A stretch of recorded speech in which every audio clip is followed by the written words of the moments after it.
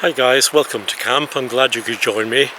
The stage now is the shelter is up, everything's set for bug out overnight.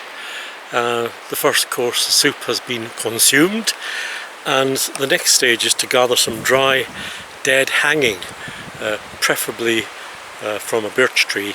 That'll give me a good twig stove effect. So this is what I would call nice and dry. It's suspended off the ground and it's birch, from what I can tell, from an old birch tree, and I'll just harvest some of its dead twiggery.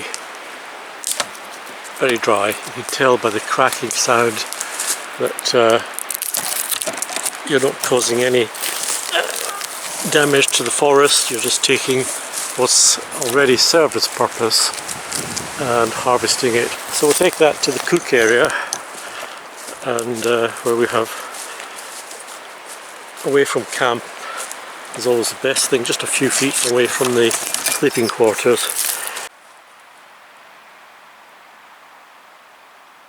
So this is the Mark II, and what I like about the Mark II Osprey BCB stove is that you can set it with a good hearth, and then once you're happy with that you can add a few twigs, and the vents around the sides help to really make this function as a mini twig stove as well, without causing any damage to the forest floor, so to speak.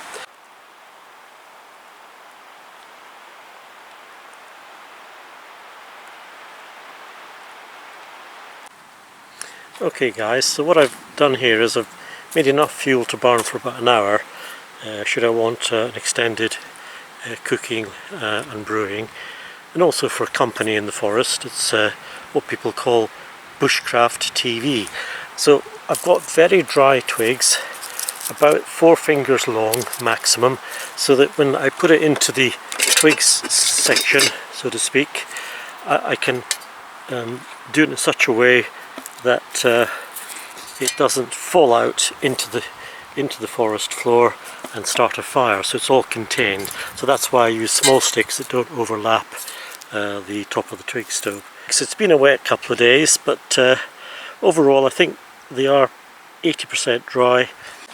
So in my fire lighting kit, you've all seen this many times before, a little bit of meths to prime the barbecue sticks, and these are the barbecue paper squares. It only takes about 2. So just a little splash of meths. It took 6 I think there, because the ferro rod sometimes needs to be primed.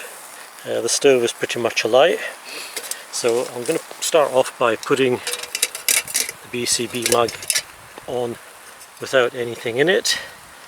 Then I shall add a little water so nothing sticks to the base. That gets me started. So tonight's main course recipe in, usually oil at the bottom, so it comes out of the tub quite easily. I think that's coriander, olive oil, extra virgin, and some water. So that's going in the pot.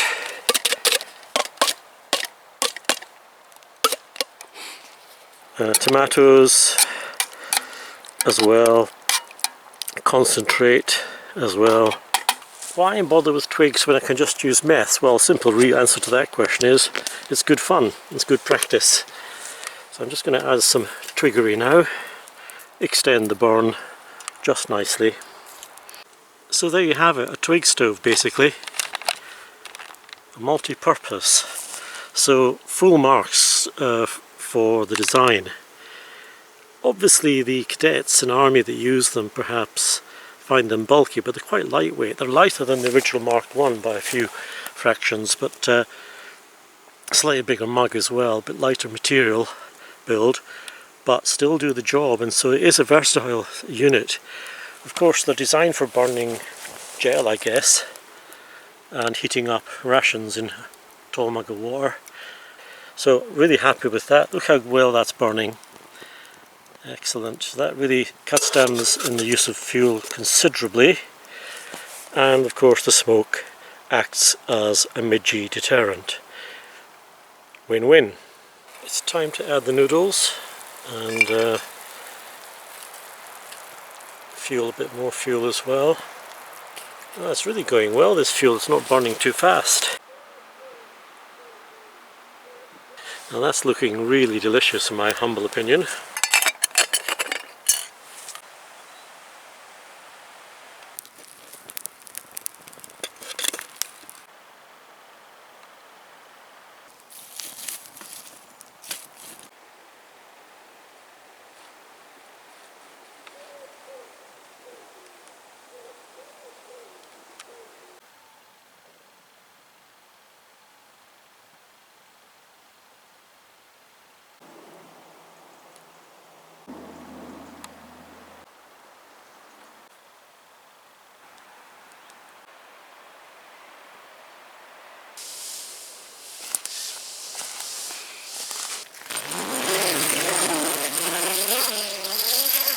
Good night guys, see you in the morning.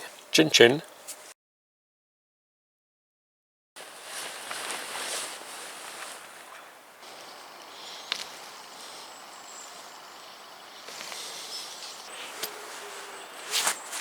Morning guys.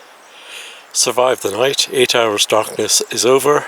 Priority number 1, coffee.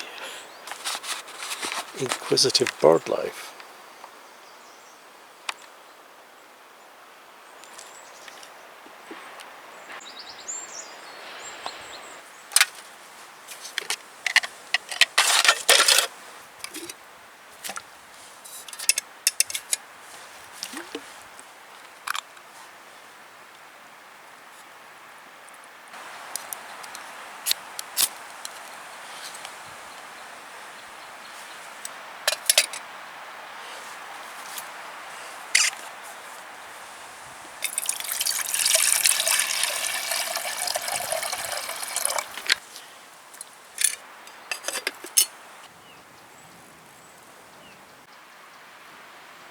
Well guys, thank you for joining me. Until next time, try and get out if you can. Try and not panic if you can't. And do the best you can in whatever shape or form that might be. So take care everybody and see you next time. Out.